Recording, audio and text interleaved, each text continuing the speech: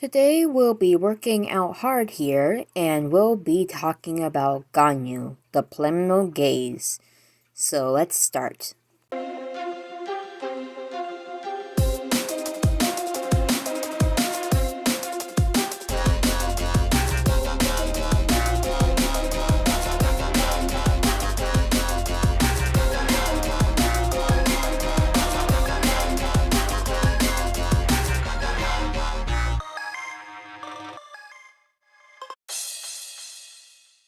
Ganyu is a playable cryo character in Genshin Impact.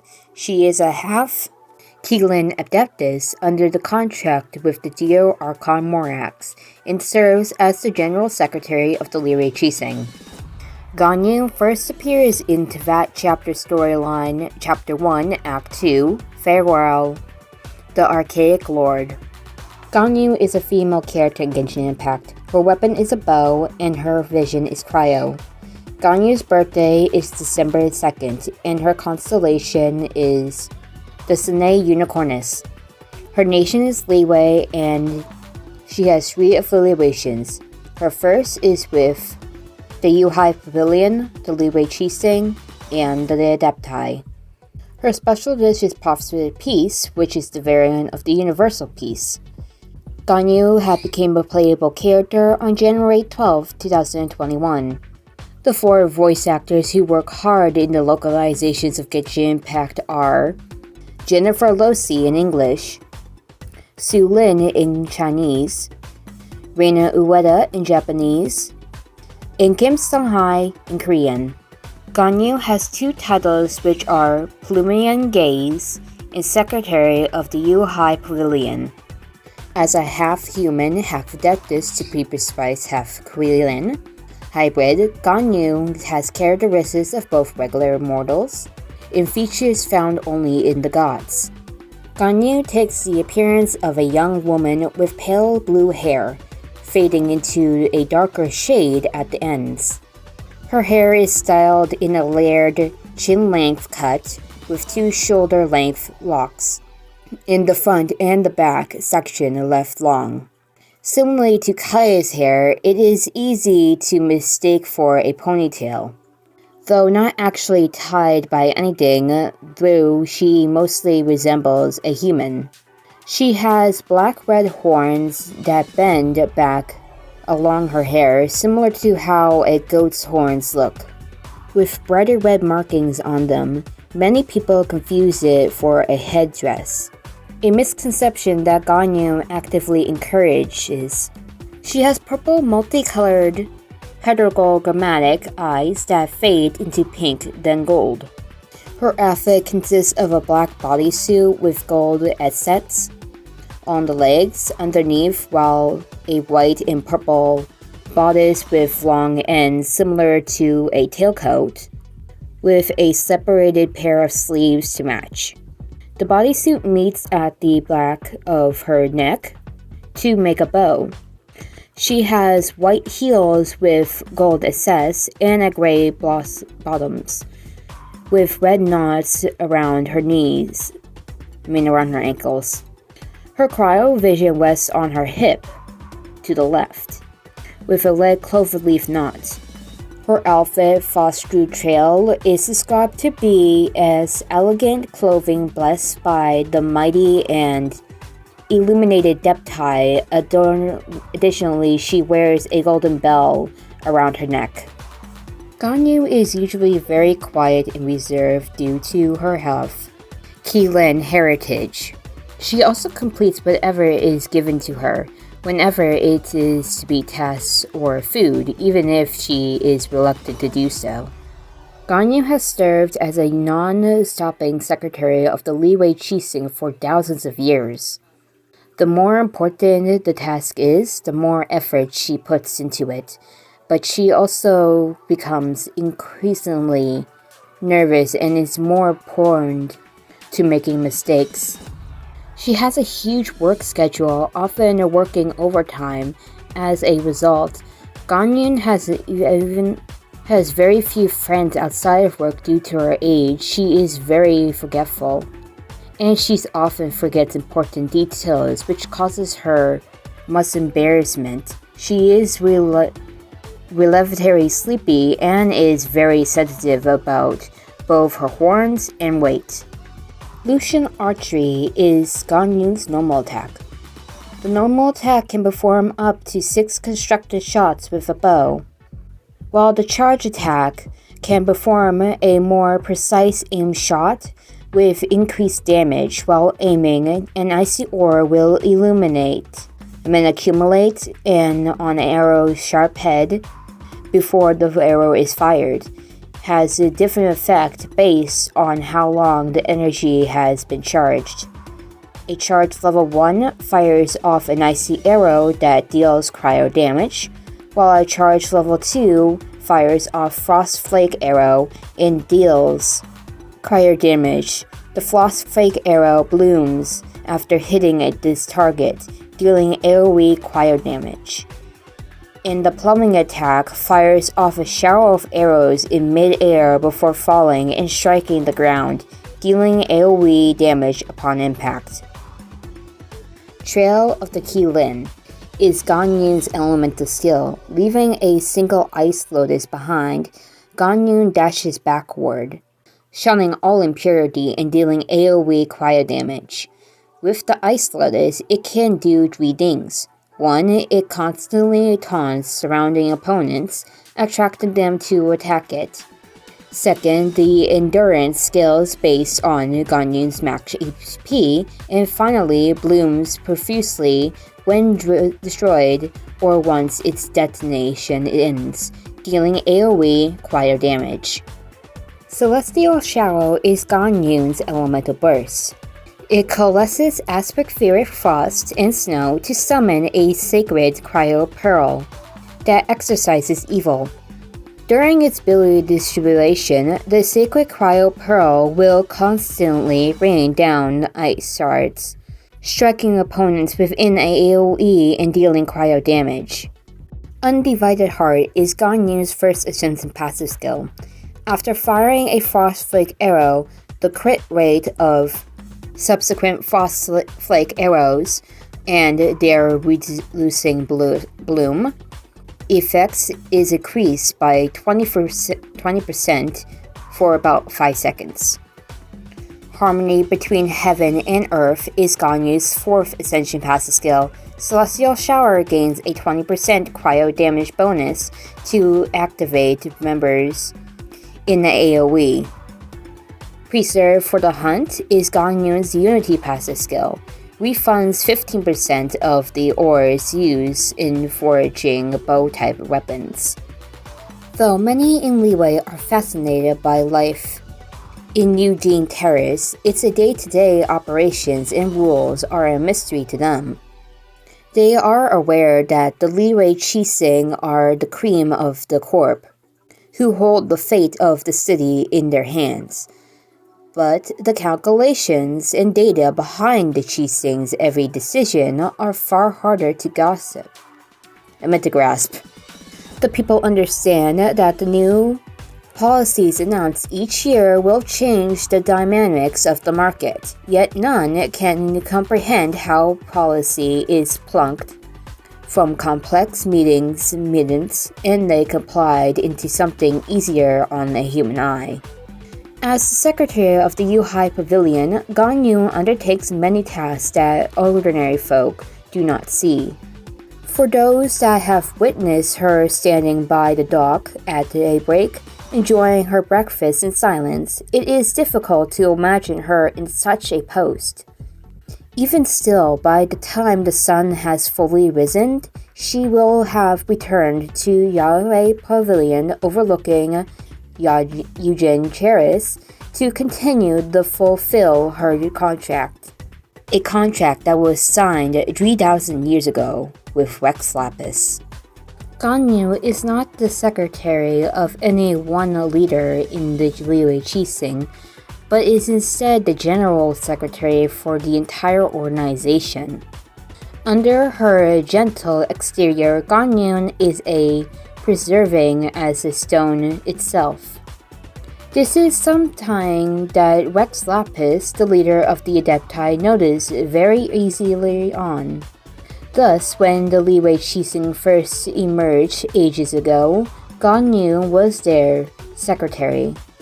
Through the years and the changes in the Qixing's roster, Ganyu has remained by their side as the consistent.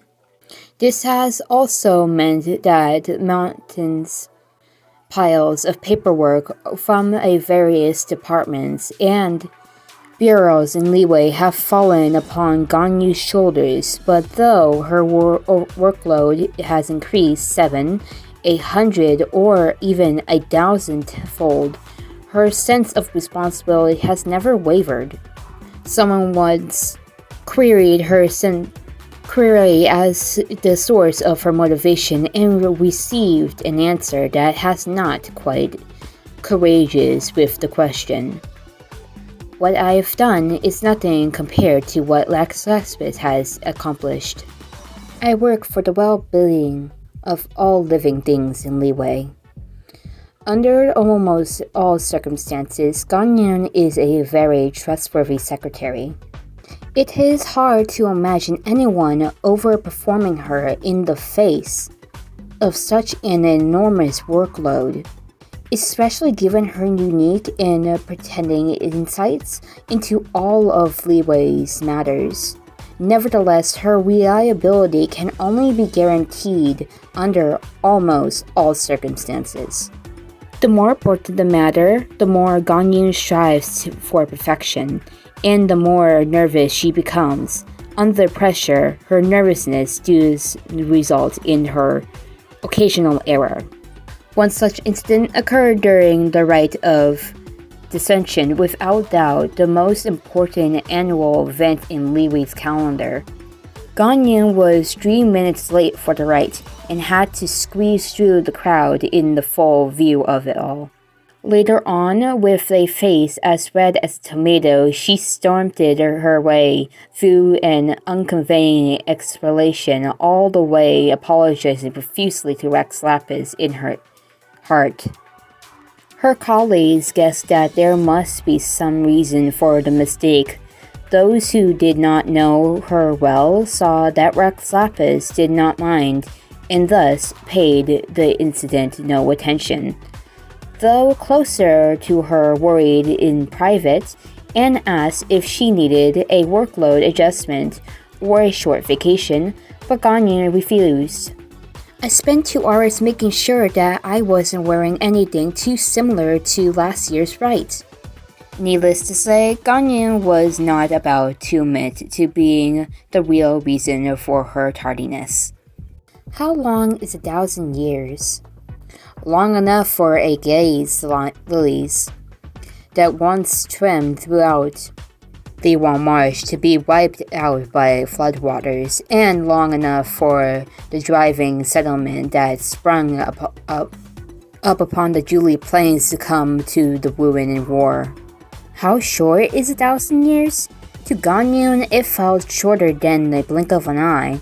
Throughout a passage of time, unimaginable morals, Ganyu can be working on all matters of things at Yuijing Terrace. She recorded the rising and demolition of every building and witnessed the rise of the prosperity of every industry. Ganyu's sense of objectivity towards the passage of time comes from the endless realm of data she must draw through, and from the ever-increasing number of colors she finds that she needs to categorize it all. All this time, her mindset has never changed. She constantly wavers between her human and adeptus halves. On one hand, Ganyu is Krillin finds it difficult to comprehend moral scrabbles. But on the other hand, her human blood remains her to always hold out hope that she might someday be able to fit in. Outside the confines of her work, Ganyu very quietly shows how different she is from most other people. She has a habit of taking afternoon naps, and has shockingly accurate internal clock.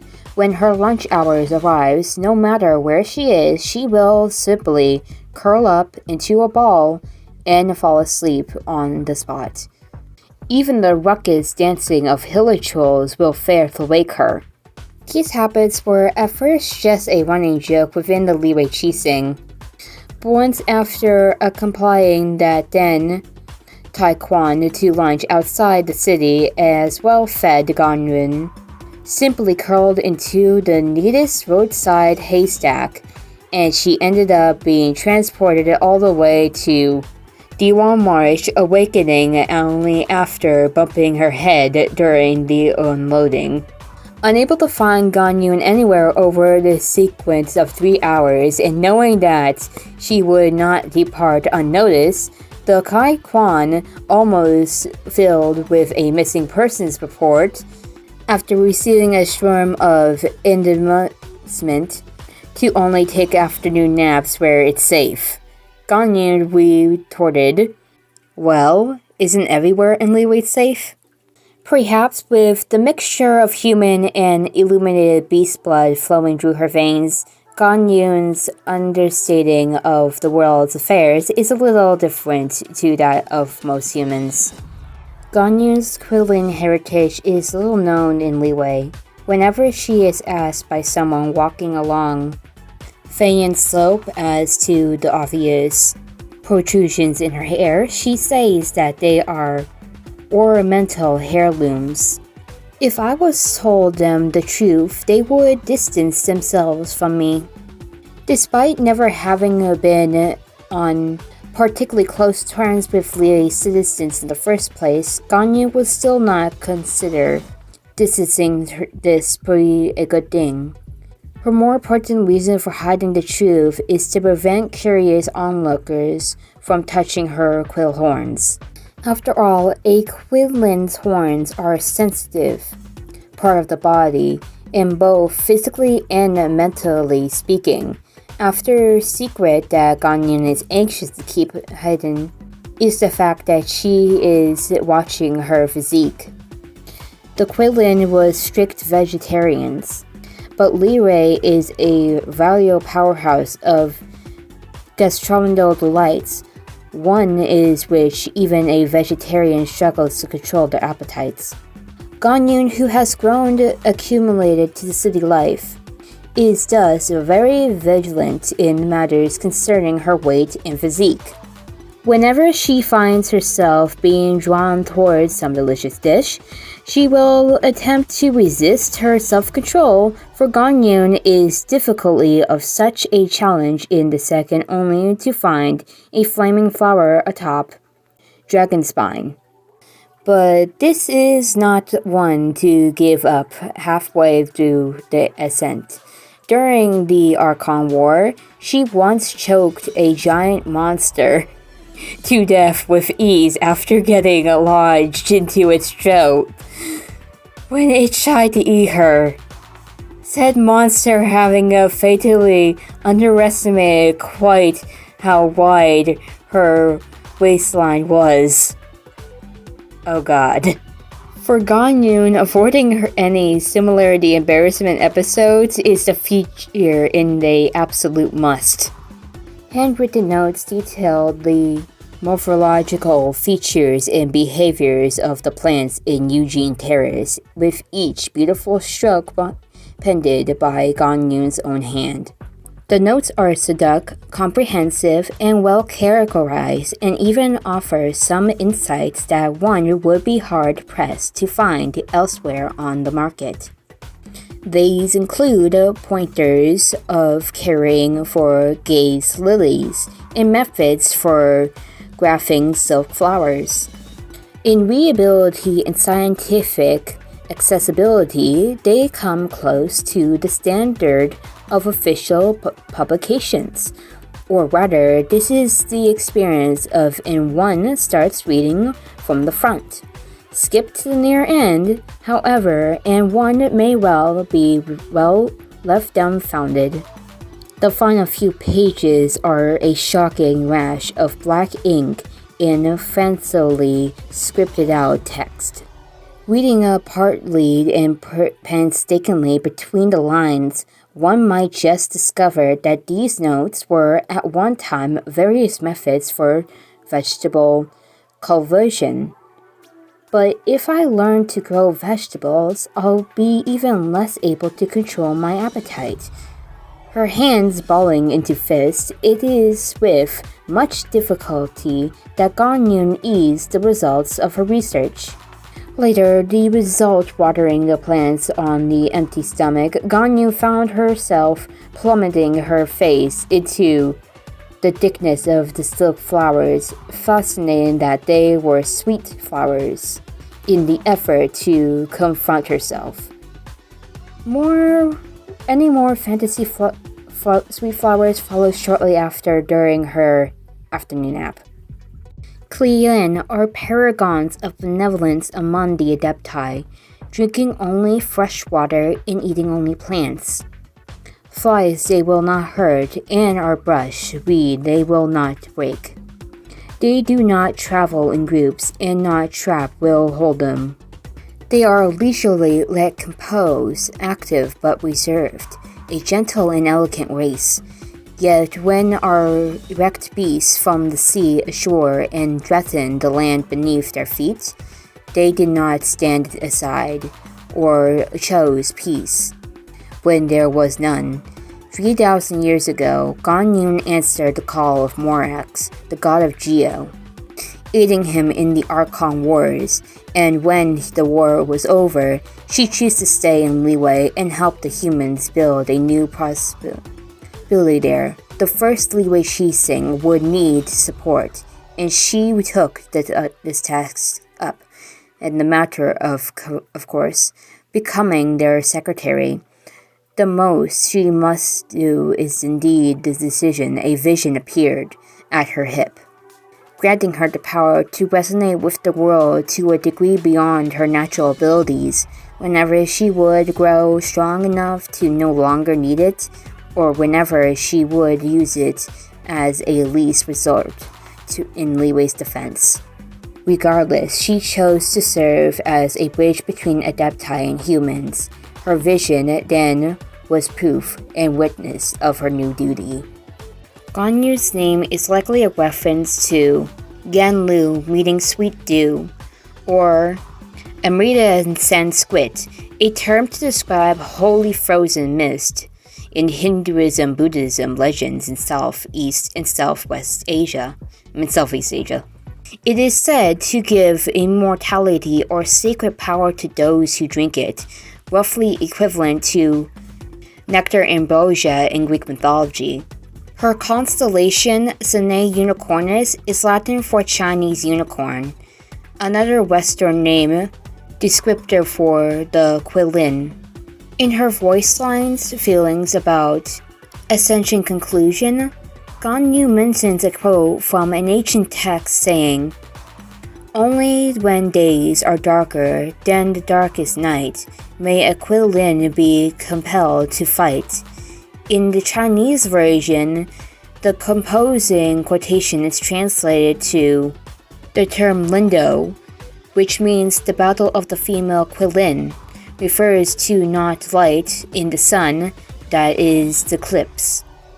The text in Chinese, Irisak book called Kanyantun, also known as Chanchu Liankanchu, written during the Han Dynasty, 202 BC from 220 AD.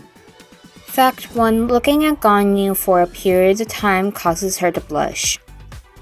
Fact 2. There are constructions regarding when Ganyu signed her contract with Wax Lapis. Those being Ganyu telling the travelers she signed her contract with Wax Lapis shortly after the Archon War ended around 2,000 years ago. Her character profile states she signed the contract 3,000 years ago during the Archon War. Zhongli says Ganyu has served the longest of those who honor a contract with Wax Lapis. However, there are other Adepti whose contracts predate the 2 times givens of Ganyu. Wax Lapis founded Liyue Harbor and signed the first contracts to defend it with the Adepti of 3,700 million years ago. The Adepti of 3,700 years ago. Yeah, sorry.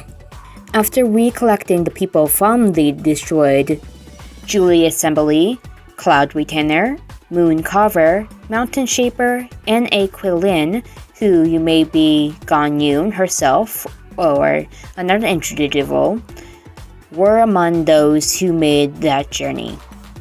Fact 3. Ganyu gets along with Beito, but the certain poor standings with the Chising means that she usually keeps it a secret, lest she be her in the negative light. Ganyu views Beito positively, even breaking character when hearing bad rumors about Beito, knowing that she is not who they perceive her as. Fact 4. She has trouble working with Kuchin due to her controversial comments about Morax.